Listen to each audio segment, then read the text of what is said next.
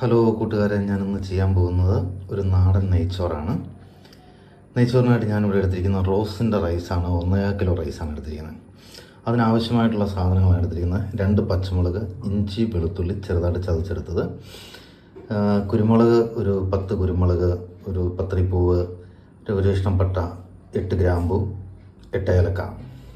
പിന്നെ ഇതിനായിട്ട് എടുത്തിരിക്കുന്നത് സവോള, ക്യാരറ്റ്, അണ്ടിപ്പരിപ്പ്, മുന്തിരി, ഒരു ചെറിയ കഷ്ണം കറിവേപ്പില ഒന്ന് വറുത്തെടുത്തിട്ടുണ്ട്.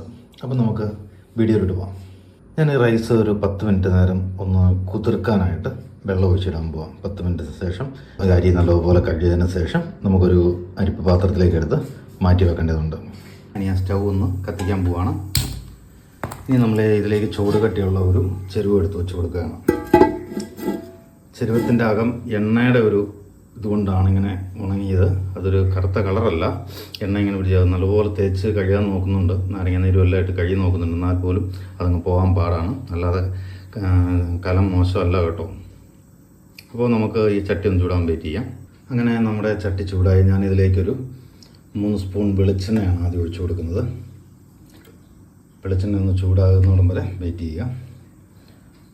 അത് ചൂടായി വന്നു. ഇതിലേക്ക് നമുക്കൊരു സ്പൂൺ നെയ്യ് ഒഴിച്ചു കൊടുക്കാം. ശേഷം ഒന്ന് വെയിറ്റ് ചെയ്യുക. അങ്ങനെ നെയ്യും എണ്ണയും ചൂടായതിനു ശേഷം നമ്മൾ ഇതിലേക്ക് ഇഞ്ചി, വെളുത്തുള്ളി, 2 പച്ചമുളക്, ഇഞ്ചി ചതച്ചതാണ്, അത് അതിലേക്ക് ആഡ് ചെയ്ത് കൊടുക്കുകയാണ്.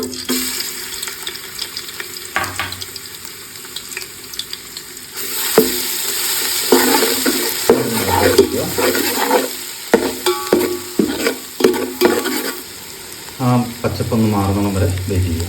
അങ്ങനെ നമ്മുടെ ഇഞ്ചിയും വെളുത്തുള്ളിയും എല്ലാം ഒന്ന് ചുമന്ന് ഒരു ബ്രൗൺ കളറായി. നമ്മളിതിലേക്ക് ഈ ബിരിയാണി അരി ഇട്ട്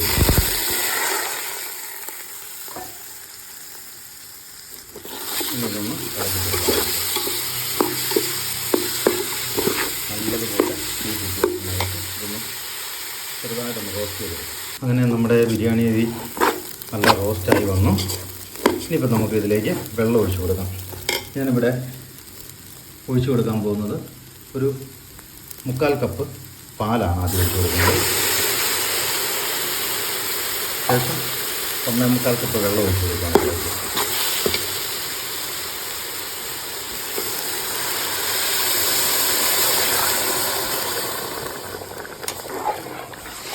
അങ്ങനെ 1.25 കപ്പ് അരിയാണ്. അതിലേക്ക് ഞാനിപ്പോൾ മൊത്തം എടുത്തിരിക്കുന്നത് 2 കപ്പ് വെള്ളമാണ്. 1.25 കപ്പ് അരിയായിരുന്നു. അതിലേക്ക് 2 കപ്പ് വെള്ളം ഒഴിച്ച് വെച്ചു. ഇനി നമുക്ക് തീ ഒന്ന് കൂട്ടി വെച്ച് കൊടുക്കാം. അങ്ങനെ ഏറെക്കുറെ ഒന്ന് തിളച്ച് വന്നു. ഞാനിതിലേക്ക് 1 സ്പൂൺ ഉപ്പ് ആഡ് ചെയ്ത് കൊടുക്കുകയാണ്.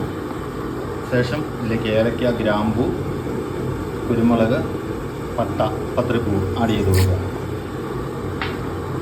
ശേഷം ഒന്ന് ഇളക്കി കൊടുക്കാം. അപ്പോൾ നല്ലതുപോലെ തിളച്ചതിന് ശേഷം നമുക്ക് മൂടി വെക്കുക. തീ എന്നിട്ട് ഒന്ന് കുറച്ച് വെക്കുക.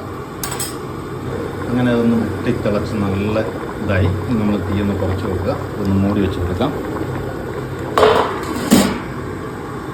അങ്ങനെ നമ്മുടെ ബിരിയാണിയുടെ വെള്ളമൊക്കെ ഏറെക്കുറെ ഒന്ന് പറ്റി വന്നു. അപ്പോൾ നമുക്കിനി ഒന്ന് തീ നല്ലതുപോലെ കുറച്ച് വെക്കാം.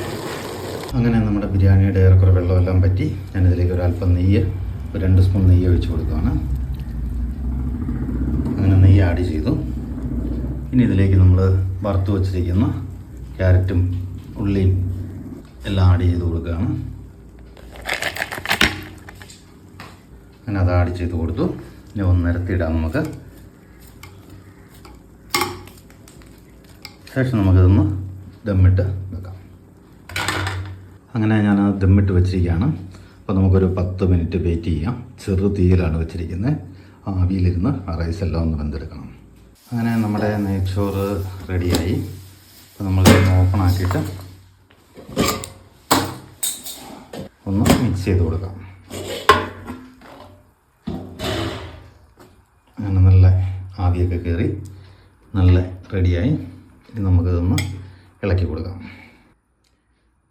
അങ്ങനെ നമ്മുടെ നെയ്ച്ചോറ് റെഡിയായിരിക്കുകയാണ്.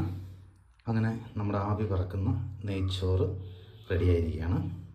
അപ്പോൾ വീഡിയോ ഇഷ്ടപ്പെട്ടാൽ തീർച്ചയായിട്ടും ലൈക്ക് ചെയ്യുക, ഷെയർ ചെയ്യുക, കമൻ്റ് അറിയിക്കുക, നിങ്ങളുടെ അഭിപ്രായങ്ങൾ അറിയിക്കുക, സബ്സ്ക്രൈബ് ചെയ്യുക.